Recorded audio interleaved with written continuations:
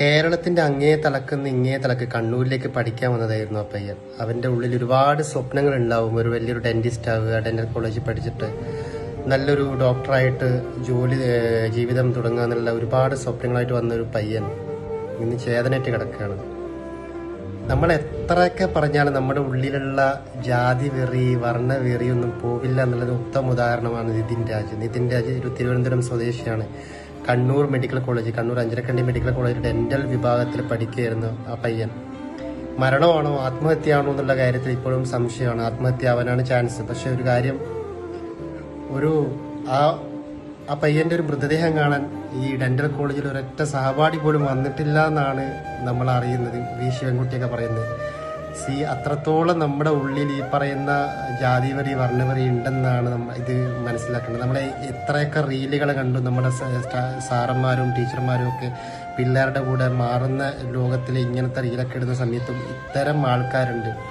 ഒരു staff room പോലും അവനെതിരായിരുന്നു. Staff റൂമിലെ ആൾക്കാർ, അതായത് സ്റ്റാഫ് റൂമിൽ അവിടുത്തെ അധ്യാപകർ അവനെ ഇഡിയറ്റ് എന്ന് വിളിക്കുക, പല രീതിയിൽ അധിക്ഷേപിക്കുക, ജാതീയമായിട്ട് അധിക്ഷേപിക്കുക, വീട്ടുകാർ അധിക്ഷേപിക്കുക.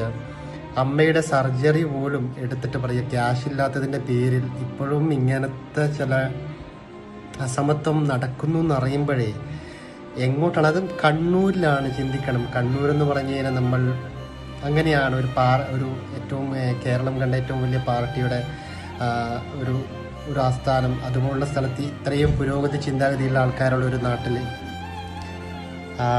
അവൻ്റെ അമ്മയെയും അച്ഛനെയും വീട്ടുകാരെയും പൈസ ഇല്ലാത്തതിൻ്റെ പേരിൽ ഇപ്പോഴും അസമത്വം ഉണ്ട് നമ്മളുടെ നാട്ടിൽ നിന്ന് തെളിയിക്കുന്ന ഒരു സംഭവമാണ്.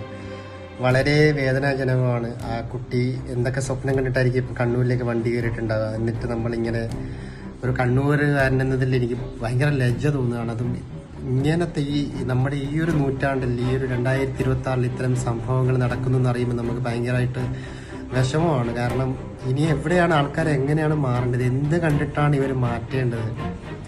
ഈ ലോകത്തിൽ എന്താണ് ഒരു കൈൻഡ്നെസ്സും പൊളൈറ്റ്നെസ്സും സഹജീവി സ്നേഹമൊക്കെ എങ്ങനെയാണ് ഇവരിനി പഠിക്കുക? ഈ അധ്യാപകരൊക്കെ അവനെ സ്റ്റാഫ് റൂമിൽ എന്നും അവനൊരു ബലിമൃഗമായിരുന്നു. അവനെന്നും സ്റ്റാഫ് റൂമിൽ വെച്ച് അവനെ നാണം കെടുത്തുക, അവന് ജാതിമ അധിക്ഷേപിക്കുക, ഗേറ്റിന് പുറത്തിറങ്ങിയ കയ്യും കാലും കിട്ടും, കൈയില്ലാണ്ട് ജീവിക്കേണ്ടി വരുന്നു വരെ പറഞ്ഞിട്ടുണ്ട്. ആ മൃതദേഹം വരുമ്പോൾ അവൻ്റെ അമ്മയും അച്ഛനും കരയുന്ന ആ സീനൊക്കെ കണ്ടു കഴിഞ്ഞാൽ മക്കളെ നമുക്ക് അങ്ങനെ എന്തൊരു ജീവിതമാണ്. ഇനി എന്താണ് ഈ അധ്യാപകർക്ക് ഇനി എന്താണ് പഠിക്കുക? എന്ത് കണ്ടിട്ടാണ് പഠിക്കുക? ഒരു വെള്ളപ്പൊക്കമോ ഒരു സുനാമിയോ ഒരു മറ്റുള്ള കാര്യമോ ഒരു പാൻഡമിക്കോ വരുമ്പോൾ നമ്മൾ മാറും, നമ്മൾ ഒറ്റക്കെട്ടാന്ന് പറയും. പക്ഷേ എന്നാലും ചില പുഴുക്കുത്തുകൾ ഇന്നും സമൂഹത്തിൽ ഉണ്ട് എന്നതിൻ്റെ ഉത്തമ ഉദാഹരണമാണ് ഇങ്ങനെയുള്ള സംഭവങ്ങൾ.